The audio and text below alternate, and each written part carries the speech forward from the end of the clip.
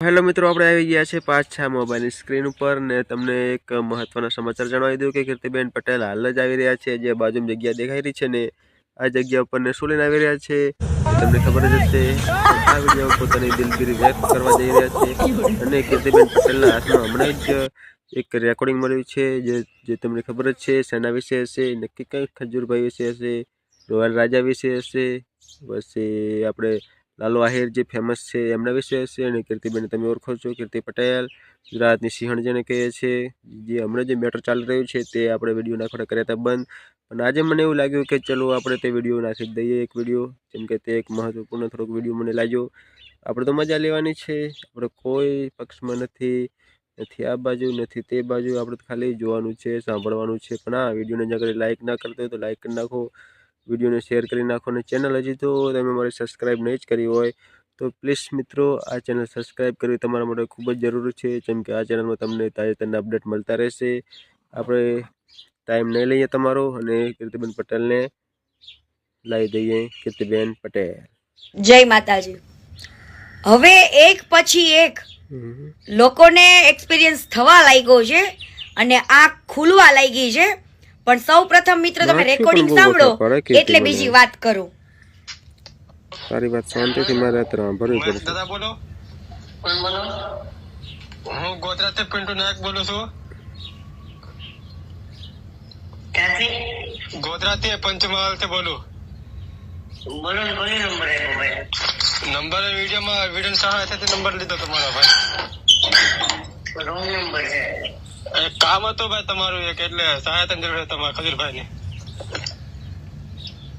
તો wrong number છે સાહેબ. ખજૂરભાઈ નંબર નથી આ મેં દાદારો. ગરમી દેખાય સહાયતા જરૂર હતી એમ. સબસ્ક્રાઇબ કરી નાખો ચેનલ.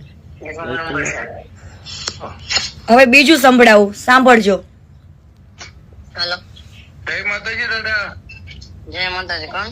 ભાઈ દાદા બોલો. કોણ બોલો? હું નરેન્દ્રભાઈ ખાચર બોલું છું. ક્યાંથી? ગિરમટાથી. બોલો ને ભાઈ, શું કામ હતું? અરે અમારે એક ભૂલી બા છે, બિચારા પેરાલિસ થઈ ગયેલો છે, એને આગળ પાછળ કોઈ છે નહીં. નંબર ક્યાંથી મળ્યો સાહેબ? આ નંબર નથી એના માટે. હા, પણ બોલે તરુણ જાની એ લોકો ફોન ઉપાડતા નથી કોઈ મારો. મેં લોકોને ફોન કર્યો. હા, આ એને માટેનો નંબર નથી. તમે એમનો નંબર આપો ને મને સાહેબ. તો હું તમને હમણાં થોડી વારમાં કરું ભાઈ, થોડું કામમાં છું. Okay okay. તો જોયું મિત્ર, મારે ખાલી એટલું જ કહેવાનું કે આજે કોઈ પણ માણસે એટલી બધી ઉમ્મીદો લઈને તમને ભગવાન માનીને કોલ કરે છે, એમના દુઃખમાં તમે ભાગ લ્યો, એના માટે પોકાર કરે છે, તમારી પાસે મદદ માંગે છે. તમે કોલ ઉપાડીને એની પેલા વેદના તો સાંભળો, પછી રોંગ નંબર કયો. આજે કોઈ પણ માણસ એની તકલીફ વિશે તમને ચર્ચા કરતા હોય તો તમે એની તકલીફને સાંભળો કે ના સાંભળો? બધા જ સાંભળે. મદદ કે હેલ્પ કઈ દૂર લેવા, પણ આજે કોઈ તકલીફમાં કોઈ માણસે તમને ફોન કર્યો હોય તો તમે એને સાંભળો ને.